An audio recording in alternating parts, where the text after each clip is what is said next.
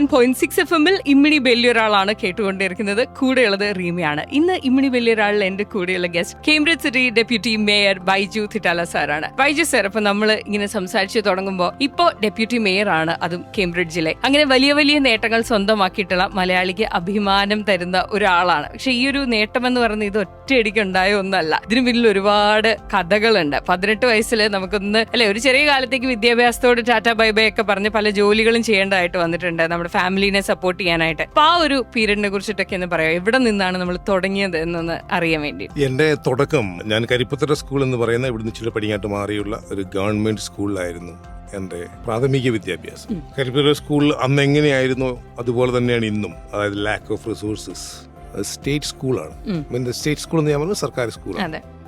ഞാൻ ഈ കഴിഞ്ഞ ദിവസം ഞാനവിടെ പോയിരുന്നു. അവിടെ പോയി കഴിഞ്ഞപ്പോൾ ഞാൻ മനസ്സിലാക്കിയത് അന്ന് എന്ത് സിറ്റുവേഷൻ ആയിരുന്നു ഏതാണ് അതുപോലെ തന്നെയാണ് ഇപ്പോഴും എന്നുള്ളതാണ് ഞാൻ മനസ്സിലാക്കി. അപ്പോൾ അവിടെ ഞാൻ SLC, അന്ന് ഞങ്ങൾ SLC ആണ്, അതായത് ഇപ്പോഴത്തെ ഈ 10ാം ക്ലാസ്സിന് മറ്റെന്തോ ആണ് പറയുന്നത്. അപ്പോൾ ഞാനന്ന് ജസ്റ്റ് പാസ്സായി. അത് കഴിഞ്ഞ് ഞാൻ ഇവിടെ കോളേജിൽ വരുന്നു അഡ്മിഷനായി. ഞങ്ങളുടെ പാരീഷ് പ്രീസ്റ്റിന്റെ ഒരു കത്തുമായി.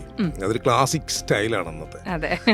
പാരീഷ് പ്രീസ്റ്റിന്റെ കത്തുമായി. ഒപ്പം പാരീഷ് പ്രീസ്റ്റ് എന്നോട് പറഞ്ഞു, നീ കരിപ്പത്തറ സ്കൂളിൽ ഫസ്റ്റ് ക്ലാസ് പാസ്സായ ആളാണ്. അത് കുഴിമണ്ണച്ചനാണ്. അദ്ദേഹത്തെ ഒരിക്കലും ഓർക്കാതിരിക്കാൻ എനിക്ക് പറ്റില്ല. ഇപ്പൊ കുഴിമണ്ണച്ചൻ വീട്ടിൽ വന്ന് എന്നോട് പറഞ്ഞു, നീ അങ്ങോട്ട് വാ, ഞാൻ ഒരു കത്ത് തന്നൂടാ, നീ പ്രിൻസിപ്പൽ അച്ഛനെ പോയി കാണും. ബട്ട് എനിവേ അച്ഛന് കത്ത് തന്നു. പക്ഷെ അച്ഛനിലുണ്ടായിരുന്ന കോൺഫിഡൻസ് എനിക്ക് ഈ കോളേജിൽ വന്നപ്പോൾ ഇല്ല. Anyway that didn't work. So അപ്പോൾ പിന്നെ അന്നത്തെ ഞങ്ങളുടെ യൂത്തിൻ്റെ നല്ല പടിഞ്ഞാറൻ മേഖലയിൽ കഴിവ് കുറവാണ് എന്ന് പറയുന്ന ആളുകളുടെ ആശയും അഭിലാഷവുമായി മാറിയിരുന്ന സുദീപ കോളേജ് തൊട്ട് താഴെ ഗോപിസാറിന്റെ അടുത്ത് ഞാൻ പോയിരുന്നു.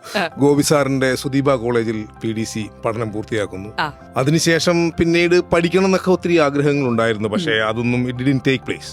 So it didn't take off. So അത് കഴിഞ്ഞ് ഞാൻ ഈ കാരിതാസ് ഹോസ്പിറ്റലിന്റെ ഓപ്പോസിറ്റുള്ള അവിടെ ഒരു മിൽമ ബൂത്ത് ഉണ്ടായിരുന്നു. ആ മിൽമ ബൂത്തിലാണ് ജോലിക്ക് സ്റ്റാർട്ട് ചെയ്യുന്നത് ആസ് എ ടീ മേക്കർ.